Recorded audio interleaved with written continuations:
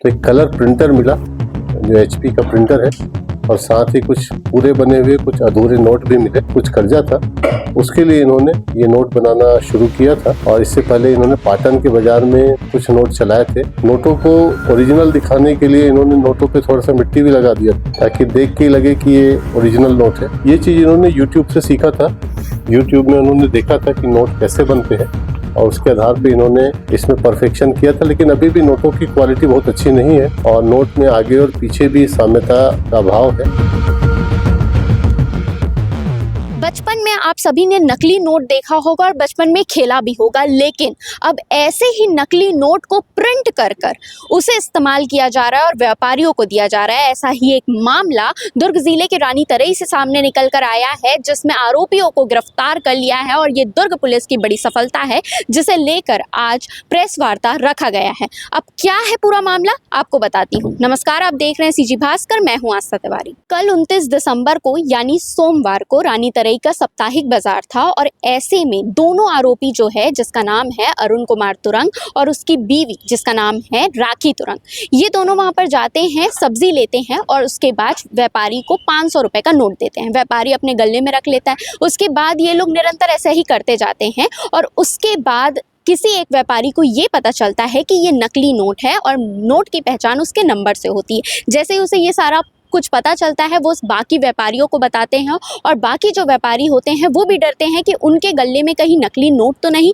और जैसे ही चेक करना शुरू करते हैं तो उन्हें ये पता चलता है कि कई सारे नोट नकली है और ऐसा करते करते उन्होंने 5,200 रुपये खर्च किए थे, जो कि नकली नोट दिए थे। और कुल पुलिस ने बरामद किए हैं 1,70,500 रुपये।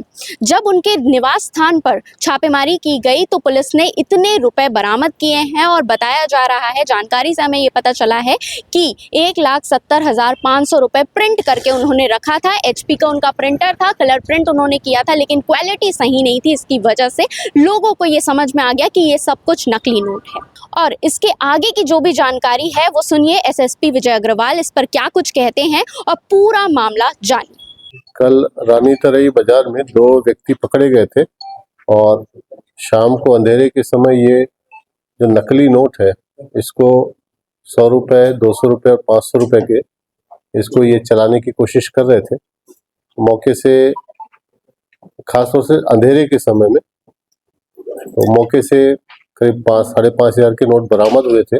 जब इनको पकड़ के पूछताछ किया गया तो ये अपने आप को बताया कि ये अभनपुर के पास एक सोनपैरी गांव है, वहाँ के रहने वाले हैं। और फिर पुलिस टीम ने वहाँ पर जाकर सर्च किया तो एक कलर प्रिंटर मिला जो HP का प्रिंटर है, और साथ ही कुछ पूरे बने हुए कुछ अधूरे नोट भी मिले। और ये अपनी आवश्यकताओं की, पैसों की आवश्यकताओं की पूर्ति के लिए इनके ऊपर कुछ कर्जा था, उसके लिए इन्होंने ये नोट बनाना शुरू किया था। और इससे पहले इन्होंने पाटन के बाजार में कुछ नोट चलाए थे और ये इनका दूसरा प्रयास था और दूसरे ही प्रयास में धरे गए थे, क्योंकि ये नोट जो है बहुत अच्छी क्वालिटी के नहीं है और लोगों को पहचान में आ जा रहे थे।